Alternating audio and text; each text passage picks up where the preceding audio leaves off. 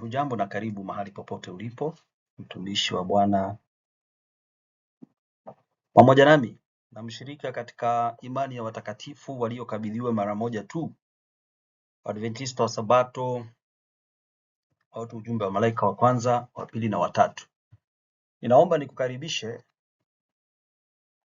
katika fundisho la sasa, tunapoendelea katika series yetu ya sehemu 10, hii ikiwa ni sehemu ya 6. Okay? Natumai ya kwamba wale wamefuatilia unazidi kuelewa na kufahamu maneno, na tunajaribu kuangalia ni nini ambacho haswa kinafanyika katika kanisa la Bwana haswa kipindi hiki, na jinsi ambavyo tunastahili kufanya tunapoona mambo hayo yakitendeka.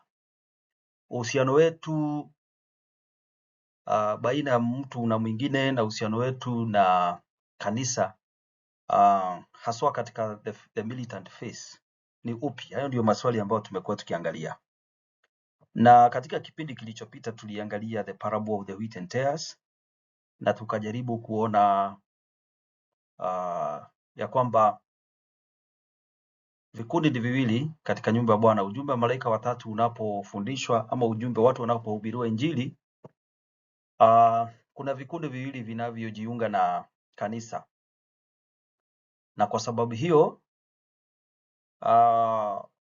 kuna kikundi ambacho kinatumika na yule mwovu kwa sababu yeye ndiye aliyewatuma na wanapitia kwa njia zozote zile. Wana theolojia kupitia kwa ubatizo, na hayo tutazungumza kwa undani baadaye. Na wanapofanya hivyo wanaingia kutoka General Conference hadi katika Local Sabbath School. Kwa ufupi, kanisa in the first phase ya militant phase iko na vikundi viwili vya watu wa Mungu waliozaliwa kupitia kwa neno la kweli, na watu wa yule mwovu walioingia, lakini waliamua tu kuchukua jina, lakini maisha yao haswa hawako katika imani ya Kiadventista. Kwa ufupi, they are church members, their names are in the church books, but they have not been enlisted in the book of life, kwa sababu nia yao ni kutumika na yule mwovu. Na siku ya leo tunataka tuangalie upandaji huu wa magugu katika shamba la ngano. Kumbuka tulijua kwamba adui anayefanya haya ni shetani mwenyewe, na leo tunataka kujua ni kwa sababu gani. Basi nakukaribisha ili ya kwamba Mwenyezi Mungu aweze kutujalia mimi pamoja nawe tuweze kufahamu hali ilivyo, alafu wewe ufanye maamuzi mema ya kumtumikia Bwana kwa uaminifu katika kipindi hiki cha kanisa katika vita, ama wakati kanisa liko katika msukosuko. Na wale ambao watabaki waaminifu kwa Bwana katika imani waliokabidhiwa watakatifu, hao ndio Bwana atakayetumia kumaliza kazi. Na tulisema kwamba awali ya kwamba the faithful in the church militant will compose ama will be part of the church triumphant, the 11th hour workers, wakati Mungu atamaliza kulisafisha kanisa lake, kama tutakavyoangalia katika sehemu zinazokuja, na kuunganisha na watu wengi ambao wamezaliwa katika kila dhehebu chini ya jua through the missionary labors za watakatifu. Yesu atakuwa na kikundi kimoja kisafi kitakachomaliza kazi wakati atanyesha mvua ya masika na kutia kikundi chake nguvu na kazi kufika kikomo chake. Kwa hivyo karibu sana. Nakukaribisha ikiwa wewe ni mgeni. Naitwa Evangelist Peter Maina. Kanisa langu ni SDA Ebu Town, North East Kenya Field. Nampenda Bwana na ninashukuru ya kwamba alinipatia nafasi ya kufahamu ukweli kama unavyofundishwa na kanisa la Adventista wa Sabato. Na japokuwa changamoto ni nyingi zinazolikumba kanisa sasa ndani na nje, nashukuru kwa sababu amenijalia kuwa miongoni mwa wale bado wanasalia kwenye chombo, maana nina imani ya kwamba chombo kitafika pwani salama, maana mwenyewe yeye ni jemedari wa vita, alikwisha kumshinda yule mwovu. Kwa hivyo karibu sana, nitaomba kisha nikuingize kwenye fundisho la sasa. Baba katika Kristo, tunashukuru kwa sababu ya kutupatia nafasi ya kusikiliza na kusoma pamoja. Naomba katika akili yangu unipatie maneno yatakayomtia nguvu msafiri pamoja nami, zaidi yatakayoleta onyo kwetu sisi sote tulio katika nyumba yako, kwa wale ambao wataelewa lugha hii ya Kiswahili. Bwana nitumie kama chombo, mimi ni kiumbe kidhaifu mwenye dhambi anayestahili msamaha, na ni neema ya kwamba ninajua kile ambacho umenifundisha, na ni neema ya kwamba umenipatia nafasi kuwa mtumishi katika kanisa la Waadventista wa Sabato katika kizazi hiki. Nitie nguvu pamoja na wenzangu. Bwana, yule aliyekuwa pengine amekufa moyo kwa sababu ya kuona kile ambacho kinafanyika, Bwana mtie nguvu kupitia kwa kipindi hiki. Zaidi sana tutafute kuungana, maana shetani anajua tutakapoungana atashindwa na kazi zake na nia zake zitaweza kujulikana na kushindwa. Bwana, nipake mafuta, niguze kwa kaa la moto. Msikilizaji na mtazamaji wangu pamoja nami, hebu tuweze kubarikiwa na sehemu hii ya mazungumzo katika Kristo, naomba na kuamini. Amina. Kwa hivyo karibu, tunasoma kitabu cha Matthew 13 verse 25 na 28. Hapo ndipo tunatoa wazo letu la siku ya leo, na ninatumai ya kwamba uko na Biblia yako. Nitasoma kwa lugha ya Kiingereza. But while men slept, his enemy came and sowed tares among the wheat and went his way. Verse 28. He said unto them, an enemy has done this. The servant said unto him, wilt thou then we go and gather them up? So kwa ufupi, wanafunzi wanauliza Yesu swali katika hili, ama Yesu anapotoa mfano wanasema wafanyikazi wa mwenye nyumba wanapomuuliza magugu yalitoka wapi, Yesu mwenyewe anajibu ya kwamba mwenye nyumba aliwajibu, adui alifanya haya. Na ukiangalia verse 25, kwa sababu tutaiangalia kwenye sehemu inayofuata, wakati when men slept, wakati wanadamu walilala, adui alikuja akapanda magugu kisha akaenda zake. Hayo ndiyo maneno ambayo tunataka kuangalia sasa. Yesu alipokuwa anatumia mfano huu, tunataka tujiulize swali. Tunataka tuulize swali rahisi hapa. How does the enemy work? Na ukusisahau katika fundisho lililopita tuligundua kwamba the enemy in this parable ni shetani mwenyewe, Ibilisi. Na ningependa nikukumbusha kwamba shetani tangia mbinguni amekuwa adui wa Kristo. Na ukisoma Ufunuo 12, kwa sababu sisi tumesoma Adventista wa Sabato, Revelation 12 verse 7 to 9 nasema kulikuwa na vita mbinguni. Okay? Na vita hii ni katikati ya Kristo, Mikaeli ama Michael pamoja na Lucifer. Na tunaambiwa kwamba alishindwa na kisha akatupwa. Okay? Na vita ikatangazwa duniani. Revelation 12:12 inasema ole nchi na bahari, kwa sababu mshtaki amekwisha kuja pamoja nasi na ana ghadhabu, maana anajua muda wake afanya kazi yake ni mchache. Na habari zake huyu shetani tunapomzungumzia, maana tumesoma maandiko, ukisoma John 10:10 inasema mwizi, anafananishwa na mwizi anaye nia yake ni kuiba na kuharibu, na kile ambacho kinabaki anaua. Okay? Yeye ni mwizi. Na shetani unapokumbuka wakati ulipokuwa unasoma primary school, walimu walituomba tuchore shetani alivyo, na watu walimchora shetani very funny. Wengine wanachora akiwa na mkia, wengine wanamchora akiwa na pembe mweusi. Lakini ukisoma maandiko katika 2 Corinthians, ndio nataka kufungua hapo, 2 Corinthians chapter 11 verse 14 and 15. 2 Corinthians chapter 11 verse 14 and 15. Ukisoma habari za shetani inasema hivi kwa Kiingereza, and marvel for Satan himself is transformed into an angel of light. Yaani shetani tunaambiwa na maandiko, wa Korintho wa pili 11 mstari wa 14, ya kwamba yeye hujifananisha na malaika wa nuru. Na verse 15 hafanyi kazi vile ambavyo tunafikiri, hajafungua ofisi mahali fulani. Lakini maandiko inasema ana watumishi. Verse 15, 2 Corinthians 11:15, therefore it is no great thing if his ministers also be transformed as the ministers of righteousness, whose end shall be according to their works. Sasa nataka tusikilize ya kwamba shetani yeye ana watenda kazi. Kwanza yeye anajifananisha na malaika wa nuru, kwa hivyo ni vigumu sana kumtambua, ila una roho wa Mungu na umejengwa katika msingi wa neno la kweli. Kumbuka conversation ya shetani na Yesu pale Gethsemane in Matthew chapter 4. Yesu alimshinda kwa kusema imeandikwa. Naye shetani vile vile alikuwa ana quote maandiko, lakini ana misquote, yani anatoa kwenye context yake na kadhalika na kadhalika. Kwa ufupi, yeye hujifananisha na malaika wa nuru. na watumishi vile vile wanaomtumikia, maana tulisema the wicked, wale wameingia katika nyumba ya Bwana na hawajaitwa na Kristo, walitumwa na shetani, wafanye kazi ya shetani, ambayo tuliona ya kwamba shetani ni mharibifu. Yesu anapolianzisha kanisa la Adventista wa Sabato na kulipatia ujumbe wa sasa, the third angel's message, ujumbe onyo la mwisho kwa ulimwengu.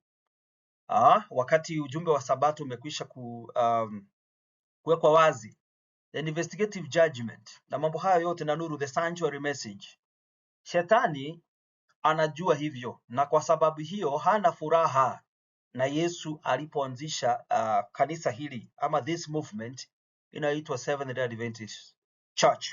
Tuko pamoja? Na kwa sababu hiyo wanapoingia katika kanisa la Adventista wa Sabato, watu wengi, ana kikosi chake ambacho anakisukuma, na kikosi hiki tunaambiwa vizuri ya kwamba ni vigumu sana kukitambua ila kwa matendo yao, kwa sababu Revelation, 2 Corinthians chapter 11 verse 15 inasema pale, whose end shall be according to their works. Na ndio also kusoma katika Matthew chapter 7 inasema 15 and 16, tutawajua kwa matunda, kwa matendo, kwa mambo wanayofanya. Tuko pamoja ndugu zangu? Lakini at the entry point ni vigumu sana kutambua. And nikueleze kitu. Kusoma Christ Object Lessons page 71 paragraph 1 inasema Yesu alitumia mfano huu kwa sababu zamani hizo men sometimes took revenge upon an enemy by strewing his newly sown fields with the seeds of some noxious weed that while growing closely resembled the wheat. So sikiliza, adui walipokuwa wanamwaga mbegu za magugu katika shamba za ngano, ni kwa sababu walikuwa na chuki na walikuwa na revenge na wenzao. Sasa shetani kweli amemkasirikia Kristo kwa sababu tangu msalabani ya kwamba amekuwa vindicated, ya kwamba ameshindwa. Shetani amekwisha kushindwa na Mungu amekuwa vindicated. Okay? Unaangalia jinsi ambavyo alijaribu kumuua Yesu akiwa mtoto mdogo through his very people, the Jews. Mwangalia kwamba anamtumia Judas, one of the 12, kumhangaisha Yesu for the period of 3.5 years. Eventually yeye ndiye alimkana na kumuuza kwa vipande 30 vya fedha. So tunaambiwaje? Mambo haya shetani anayafanya kwa sababu anachuki na Kristo ambaye ni jemedari wa vita ya imani ambayo imekabidhiwa watakatifu. Tuko pamoja sasa? So nafikiri tukishaelewa hivyo, in fact if you read John 15 na 17, wacha nikupatie mafungu kidogo kabla tujaenda sana. John 15 verse 18 to 19. Naomba unifuatilie vizuri. John 15 verse 18 to 19. If the world hate you, you know what that it hated me before it hated you. If you are of the world would love his own, but because you are not of the world, but I have chosen you out of the world, therefore the world hated you. Naomba nikueleze na nikukumbushe swali nililokuuliza siku ambazo zimepita. Kwa wale ambao wamejiunga na kanisa la Adventista wa Sabato kutoka kwa makanisa tofauti. Ungelitoka kwa kanisa moja la Jumapili na uende kwa lingine, hakuna mtu angekuuliza swali.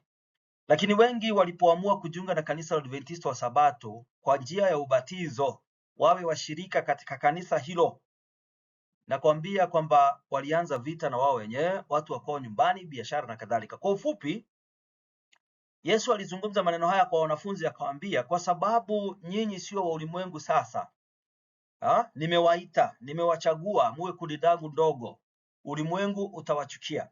Na ulimwengu unachukia watumishi kwa sababu umekwisha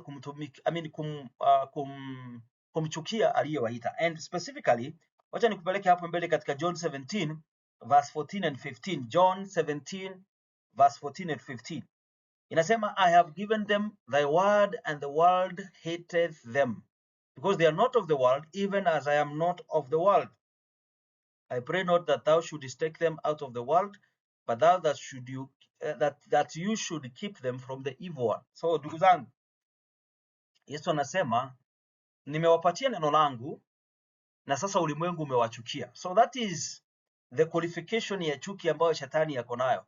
It is because kukubali ujumbe wa malaika wa kwanza na wa pili na watatu, and for that reason shetani amechukia wale wamejiunga na imani, even the organization ambayo tutakuja kuangalia kwa nini the church was organized. Maana nimegundua kwamba people cannot differentiate between the structure the organization and the faith. Adventism, the Adventist faith and the structure. Watu bado hawajatofautisha hizo vitu mbili. So utakuja kuangalia kwamba kumbe mambo haya yote ya kupanda magugu katika nyumba ya Bwana ni kwa sababu shetani ana chuki na mwanzilishi wa imani hii ambaye ni Kristo mwenyewe. Anajua ya kwamba kanisa la Waadventista wa Sabato linaweza likafanikiwa tena haraka sana iwapo lingeruhusiwa kukaa safi kabisa, na ndio maana analeta watu wake katika nyumba ya Bwana. Lakini baadaye tutakuja kuangalia jinsi ambavyo Mungu atalisafisha kanisa lake. Now tunaambiwa hivi katika Christ Object Lessons page 71 paragraph 1, so it is from the enmity to Christ that Satan scatters his evil seed among the good grain of the kingdom. Tuko pamoja? So tunaambiwa ni kwa sababu anamchukia Kristo, na nafikiri hii tuliisoma katika sehemu iliyopita. Hakuna sababu nyingine. Shetani hana sababu nyingine ya kuleta magugu katika kanisa la SDA na kuliharibu. Nikueleze kitu ya kwamba hana shida na watu ambao tayari wako upande wake. Ana shida na wale ambao wako upande wa Kristo, wale ambao wanafuata neno la Mungu, wale wanafuata imani iliyokabidhiwa watakatifu. Anashinda nao. In fact, ukisoma biblically tuko katika vita ya kiroho. Ako na shida na hao. Tuko pamoja? Sasa kwa sababu hiyo anaskata the evil seed among the good grain of the kingdom. Na nikakuuliza juzi, wale ambao wameghadhabika sana wanaambia watu watoke katika kanisa la SDA kwa sababu liko katika church militant faith. Hata huko waliko kwenda, hata wangelikuwa na nia nzuri kivipi, mpaka mwisho wa dahari shetani anachuki na neno la Mungu, anachuki na ukweli. John chapter 8 verse 42 to 44, verse 44 inasema hivi, John chapter 8 verse 44, ya kwamba yeye ni baba uongo na hakuna siku alisimama katika kweli. Asemapo anasema yaliyo moyoni mwake ya uongo. Tuko pamoja? Yeye hawezi stahimili ukweli. Kwa ufupi, ako na uadui mkubwa na Kristo, na kwa sababu hiyo sasa anatapanya mbegu haribu ngano.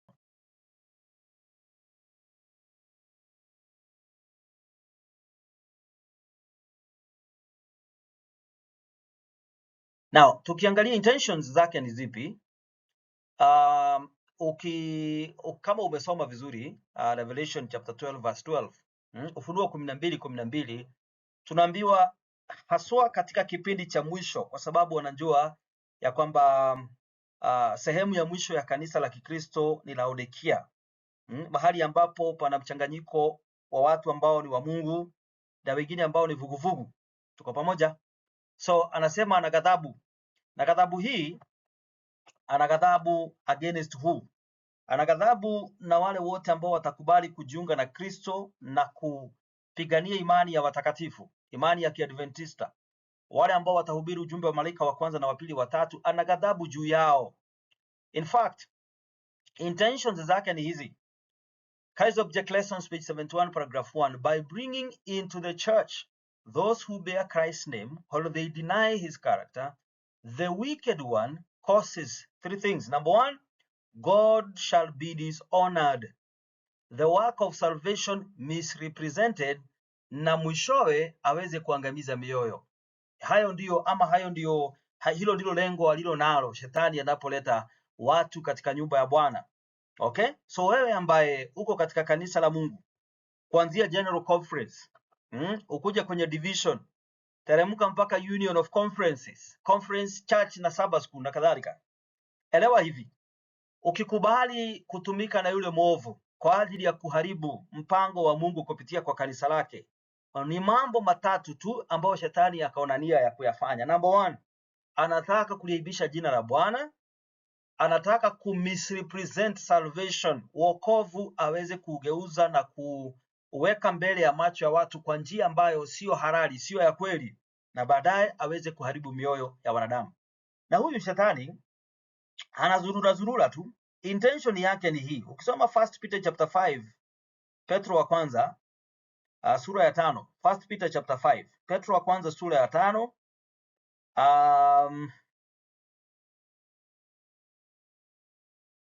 verse 8. 1 Peter chapter 5 verse 8.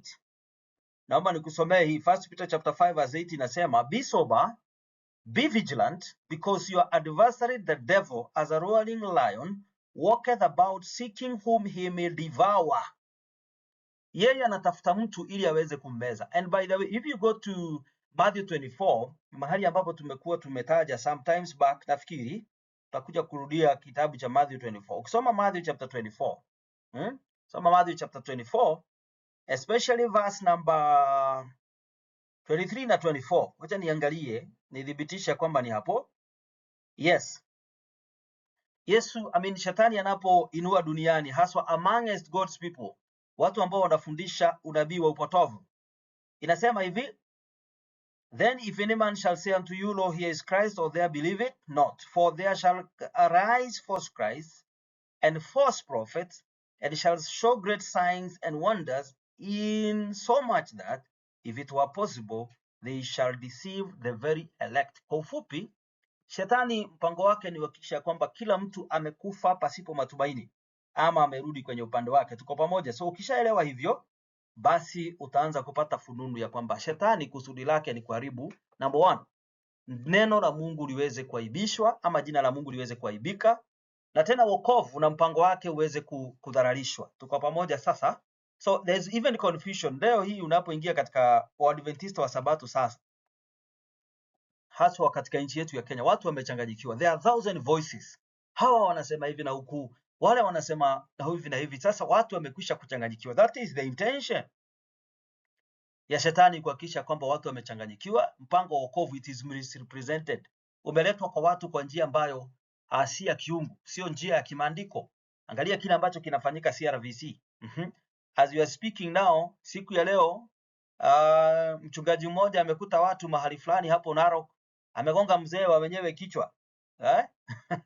Yes, picha hizo ziko. It is in the public domain, pengine utaiona kwenye news. Yaani kila mahali kuna msukosuko wa aina yake. The devil ana kusudi la kuaibisha Mungu. Okay? To misrepresent salvation na kuhakikisha kwamba mioyo ya wanadamu imeangamia. And he works well. Nikupatie siri. Shetani anafanya kazi vizuri. If you go to the book of Romans chapter 2, verse 17 to 21. Romans chapter 2 verse 17 to 21. Bwana atusaidie kuelewa mambo haya. Soma Romans chapter 2 verse 21. Mimi naomba nikusomee verse 24. Verse 17 to 24, lakini wacha nisome verse 24. At your own time, naomba usome the upper verses ama mafungu ambayo yako hapo juu from verse 17. The name of God is blasphemed among the Gentiles through you, as it is written. So, ukisoma those verses, ni wale ambao wanahubiri hivi lakini wanakaa hivi. Mpango wa shetani ni in fact anafanikiwa sana akiingia ndani. So tunasema the enemy within. Na Sister White ameandika mahali ya kwamba we have far more to fear from within than from without. Vita ya kazi ya Bwana aliloikabidhi kanisa lake itatoka nje na ndani. Lakini tunastahili kuogopa sana hapa ndani. Lakini tutauliza, Bwana anafanyaje? Kwani haoni mambo haya? Na anafanyaje? Ama ana mpango upi? Na sasa tumefika mahali pa kuuliza, kwani huyu mwenye nyumba, kwa sababu yeye ndiye anaongea na wafanyikazi wake. Tuko katika Matthew chapter 13 kwa wale ambao wamekuja pengine kwa mara ya kwanza. Tunajaribu kuangalia iwapo shetani ama mwenye nyumba anajua ya kwamba adui ndiye amepanda magugu katikati ya ngano, na wafanyikazi wamemuomba ya kwamba waweze kung'oa magugu kabla ya wakati. Yesu katika mfano anasema verse 27, Matthew 13:27. The servants of the householder came and said unto him, Sir, did you not sow good seed in the field? From where then came the tares? Akamwambia, ni the enemy. The servant said unto him, verse 28, si uturuhusu twende tukang'oe magugu. Verse 29, but he said, No, lest when you gather up the tares you root up also the wheat with them. Let both grow together until the harvest. Tunataka tuulize swali. Maana katika mfano huu tumekwisha kuangalia the symbols and their meaning. Tukaona ya kwamba the householder ni Yesu mwenyewe. Tukaona ya kwamba shamba ni kanisa la Mungu. In our context, kanisa la masalio, the visible remnant church, the Seventh-day Adventist church. Tumeona ya kwamba the good seed, the children of the kingdom, wale wamejiunga na kanisa kwa kuzaliwa na neno la Mungu la ukweli wa sasa. kwa kuliamini, wanaamini na wanafuatilia na wanapigania imani hiyo, na kuna wengine ambao wamepandwa na yule shetani. Sasa tunauliza hivi, mwenye nyumba ama mwenye kanisa kwa nini ameruhusu? Naomba usikilize Class Object Lessons 74 paragraph 4 inasema the tares are permitted to grow among the wheat to have all the advantage of sun and shower. Pengine hatukuwa tunajua. Unajua katika hii parable, kumbuka kanisa la Mungu. If you go to Isaiah chapter 2, tunaambiwa siku inafika kwamba watu, wanadamu wote, kila lugha na taifa watakimbilia kwenye mlima wa Bwana na watasema tunakimbia hapa kwa sababu huku kunatoka neno la Bwana na sheria zake. Tuko pamoja? Sasa mwenye nyumba yeye anaelewa. And remember, this is not to excuse sin. Usijifurahie ya kwamba mwenye nyumba ameruhusu, lakini ameruhusu. Hivyo ndivyo inasema ya kwamba ameruhusu. And by the way, ukisoma Jeremiah chapter 3 verse 22, ni huruma za Bwana ambazo huwa zinakaa nasi tunakosa kuangamia. Otherwise, vituko ambavyo tumefanya vya kuaibisha jina la Bwana ni nyingi, ni vituko vingi sana, okay? Ukisoma Matthew chapter 5 verse 45, Matthew 5:45, Yesu anasema ananyesha mvua mpaka kwa wenye haki na kwa wenye dhambi, vinakuaguruki na wachawi na waganga, ananyesha mvua huko. Sababu ni gani? Sikiliza hapa. The tares are permitted. Ni nani anaruhusu? Ni mwenye shamba. Mwenye shamba ni nani? And by the way, nitakuja kufundisha kitu katika kutangamana nami na watu nimegundua kwamba hawatofautishi katikati ya kanisa na institution ama na organization. Mpaka wachungaji wanapoenda kufanya theology na kumaliza na kukuja kufanya wachungaji, wanasahau. Wanazunguka tu na church manual. Wanatetea the structure badala watetea imani. Watu wamechanganyikiwa sana. Takuja kusoma kuhusu the difference between the faith, the Seventh Day Adventist Church, the faith, the church and the organization. Watu hizo vitu bado hawajaweza kutofautisha. So lakini tunaambiwa hivi, now katika ama miongoni mwa watu wa Mungu, Bwana anaruhusu magugu. Kumbuka magugu ni wanadamu ambao shetani amewatuma waharibu kazi. Kusudi lake ni kuharibu kazi ya Mungu. He has permitted them to grow among the wheat to have all the advantage of the sun and the shower. Wapate mwanga na wapate mvua. Makusudi ikiwezekana baadhi yao wageuke wawe ngano. That is the intention. Tuko pamoja?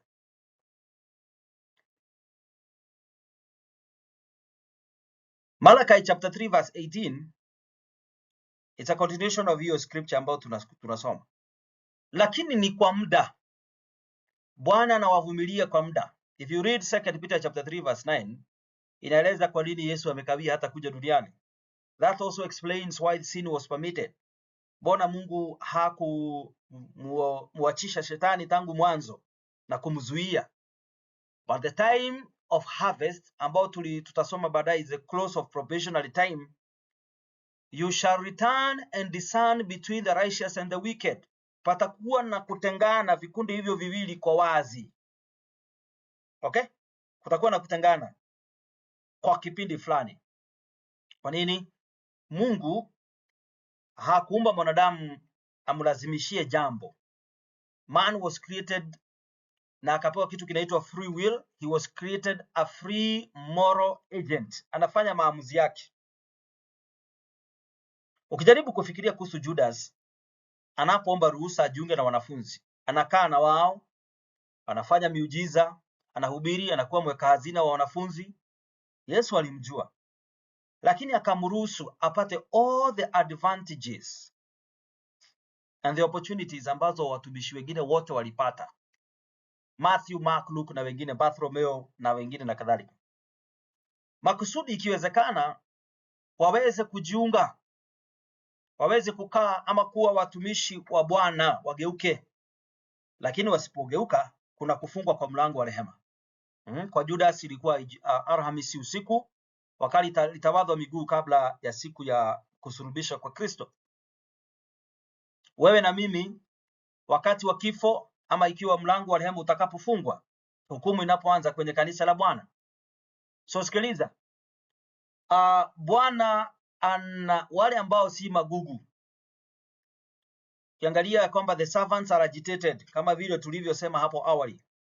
Kuna mtu juzi amenipigia simu akaniuliza, kwani Mungu anaachilia kanisa lake namna gani? Ameliachilia mikononi mwa mikora.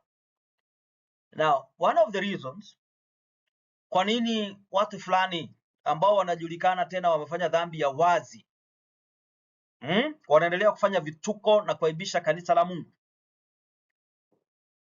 anawapatia muda. That is who God is.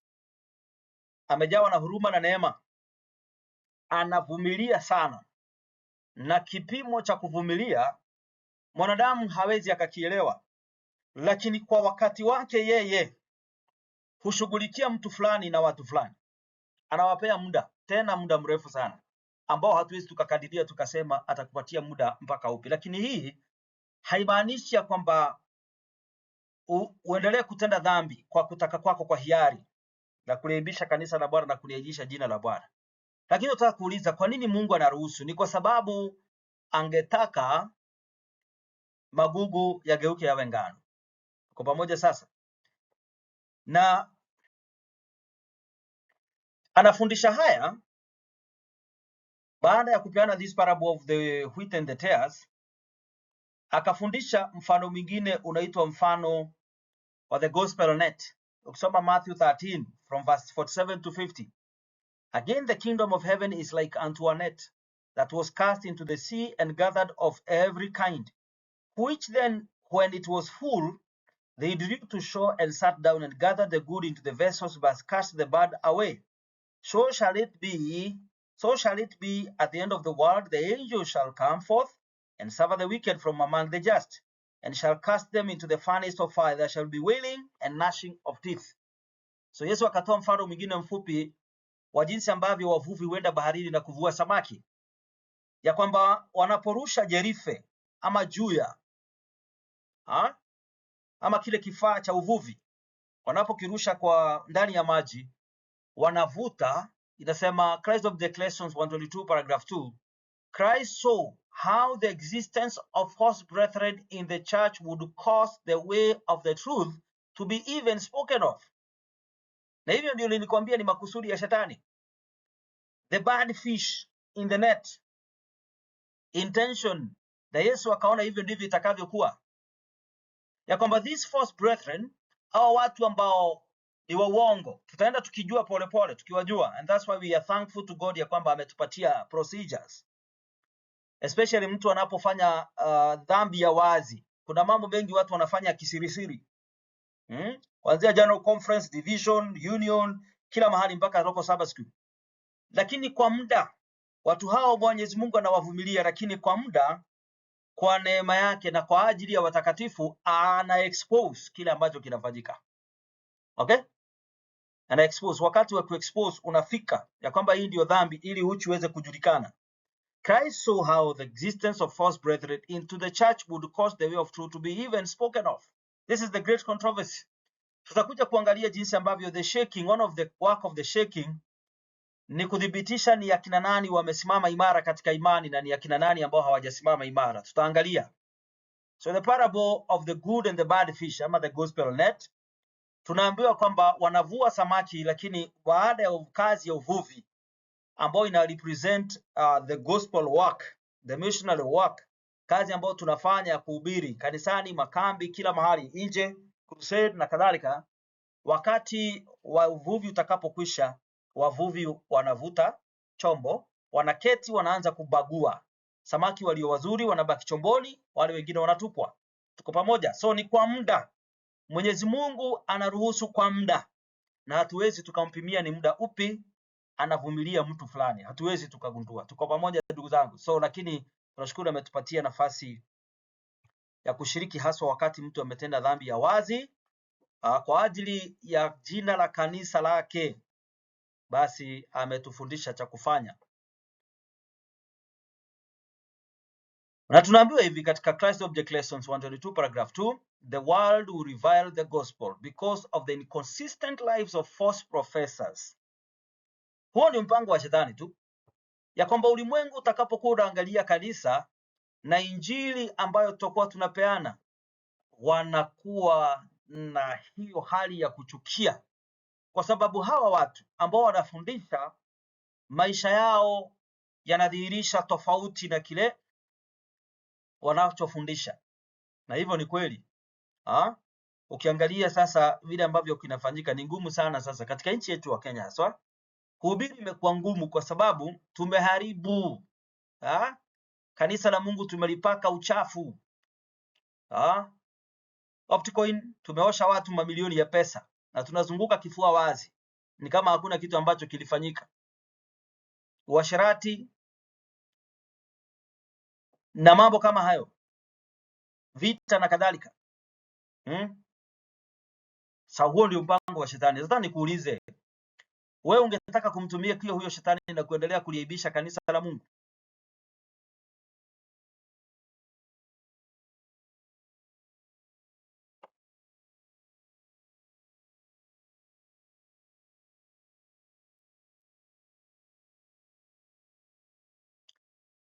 Basi,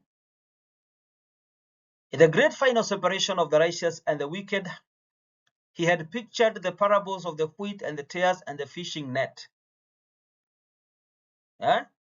Wakati unakuja Yesu na umekaribia sana, atakuwa ni kikundi kimoja cha watu. If you read John 11 verse 16, mpaka watu ambao hawajajiunga na imani hii, siku inakuja atawakusanya wote kwa kundi kimoja. Ephesians chapter 4 verse 13, zote mafungu hayo mawili, kanisa litakamilika, litakuwa triumphant. Tuko pamoja ndugu zangu? So wakati huo uko. Desire Verges 3:33 paragraph 1, there is a great final separation. The parable of the wheat and the tares, ama mfano huu wa ngano na magugu, na mfano wa wavua samaki, ni mifano miwili ambayo Yesu aliangalia vitakavyokuwa siku za mwisho na jinsi ambavyo atatenganisha vikundi hivi viwili vya watu. Na kabla hiyo siku haijafika, the close of probation. Now tutaangalia in the church militant, Yesu anafanya nini anapoona jina lake na jina la kanisa likidharalishwa. Hapo ndipo tutazungumzia kuhusu the shaking and the sifting, njia ambazo Yesu amepeana za kusafisha kanisa lake in the militant phase. Tuko pamoja ndugu zangu? Number 2, in the next episode ambayo inakuja, tutauliza huyu mfanyikazi huyu ambaye anaitwa Shetani, ambaye anatuma watu katika nyumba ya Bwana wasiofaa, inawezekanaje wanaingia? Ukumbuke alisema hivi, you the householder, alisema ni wakati watu walilala.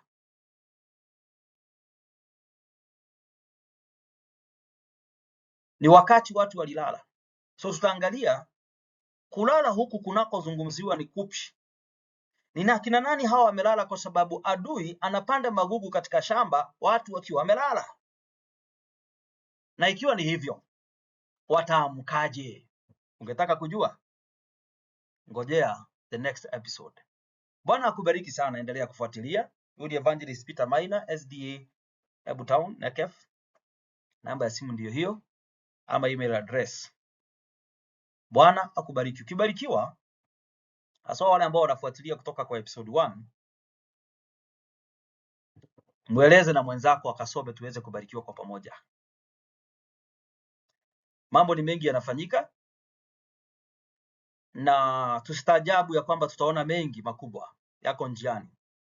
Na wale ambao wataweza kusimama na kustahimili ni wale ambao kila siku wanajenga imani yao na misingi ya imani katika neno la kweli ambalo Mwenyezi Mungu amekwisha kudhihirisha. Bwana akubariki sana.